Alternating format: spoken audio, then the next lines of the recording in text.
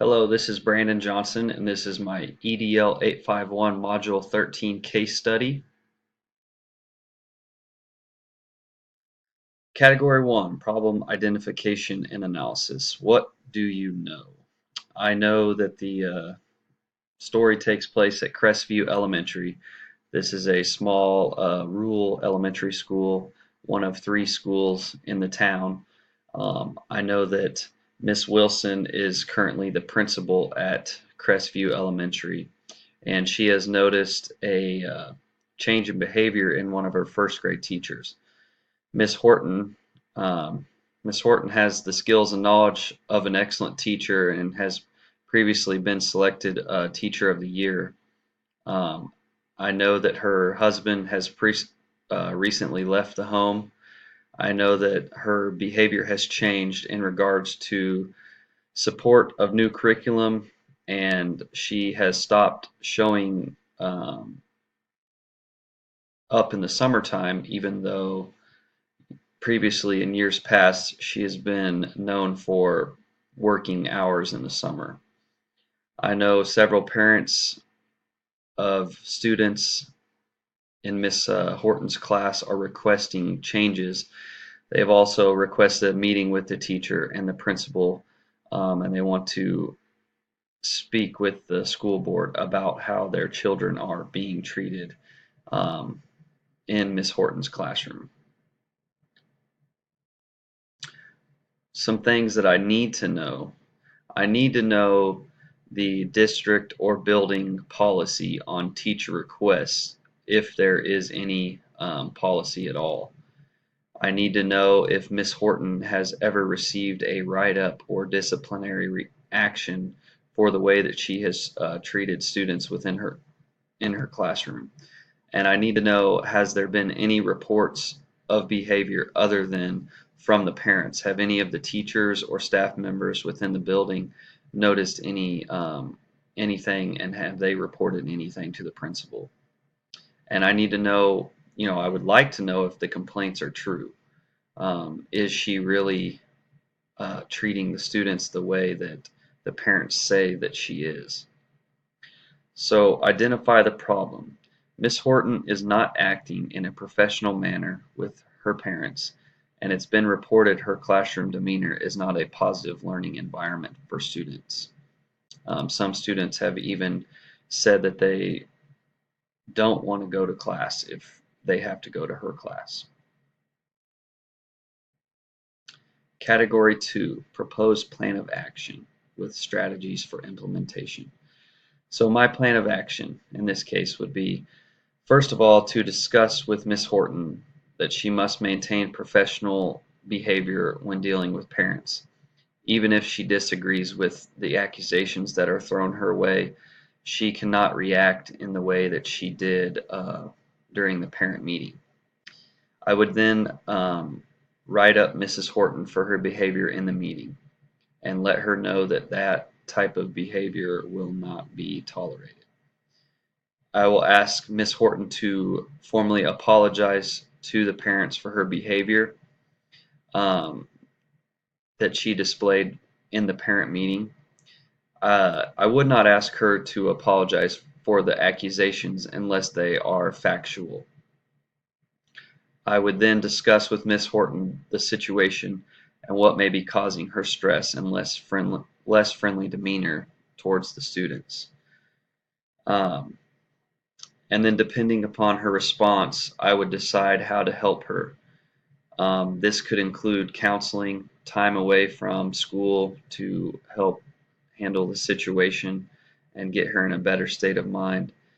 And then I would do more classroom observations and give her instructional feedback for ways that she could improve within the classroom. Appropriate strategies I would use to implement this plan. First, communication with this plan will be key.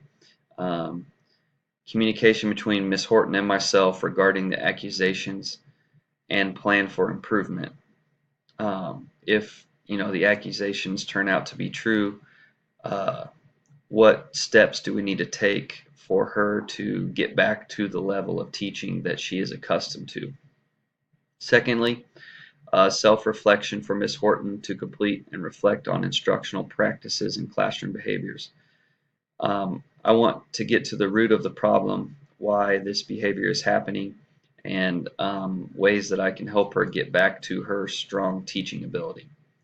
And then thirdly, I would continue to do walkthroughs and observations to monitor the teacher's behavior and provide strategies for improvement if necessary.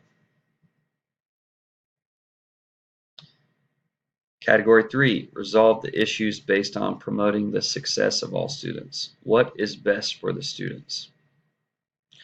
The students are stating that they do not feel comfortable or enjoy her class.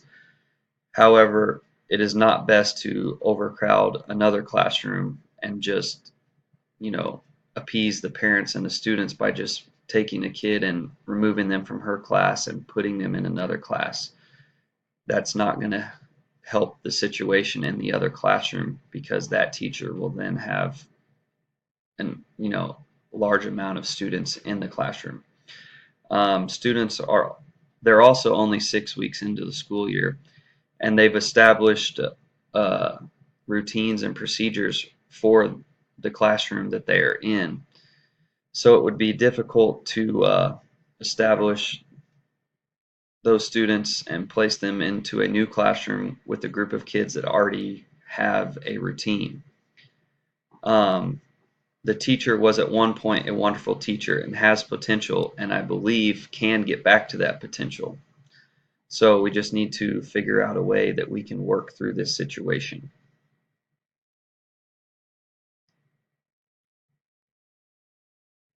Category 4, debrief the problem by reflecting on what you were thinking, feeling, and valuing. First of all, what were you thinking? The first thing I was thinking is I want to give the teacher the benefit of the doubt that the accusations are not entirely true. I want to have my teachers back in regards to the complaints that she's received from the parents and the students. Secondly, I want to help the teacher who is obviously dealing with issues outside of school. She has shown that she can be a very good teacher, and I want to be able to help her get back to that level of teaching. And lastly, I was thinking the teacher needs a support system when it's possible she lost hers with her husband leaving the house and whatever situation is going on at home. So I'm thinking that I need to be able to provide her with some sort of support and let her know that that I have her back and that I want her to be successful. What were you feeling? The first thing I was feeling is I felt sorry for the teacher, that she was having such a rough time with issues at home. And then I felt frustrated that so many students were having an issue, and I wanted to figure out what the issue was. And then lastly, I felt embarrassed that a teacher in my building would act that way towards a parent whenever they requested a meeting with the parent, and cause a huge blow up, and make myself and the school look bad in that situation. What was I valuing? The first thing I was valuing was the walkthrough process and the observations that I had done that previously showed no issues with the teacher. And then I was valuing the teacher's knowledge and previous success as a teacher. The fact that she had been awarded the Teacher of the Year award, I was valuing her success as a teacher. And lastly, I valued the teacher's willingness to meet with the parents. Although the outcome was not what we had expected, I valued the fact that she was willing to sit down with the parent and discuss the issues at her own free will. What issues are still unresolved or open to investigation? So some of the things I feel that are unresolved or open for investigation would be, was the behavior of the teacher what the parents described? when the meeting happened and the blow up happened, is this the type of behavior that is happening in the classroom that the students and parents are complaining about? Were the students in the room feeling what the parents described? What were the other students' thoughts? There's been a handful of students that have come forward, but I'm wondering, what are the other students within the classroom thinking? Are they having the same issues? And then lastly, did the teacher recognize her faults if the parent concerns are true? Would the teacher be willing to make a change? And would she be able to openly reflect on her behavior and see that a change is needed?